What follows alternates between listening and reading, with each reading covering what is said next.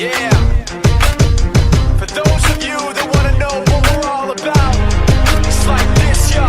This is 10% luck, 20% skill, 15% concentrated power of will, 5% pleasure, 50% pain, and 100% reason to remember the name.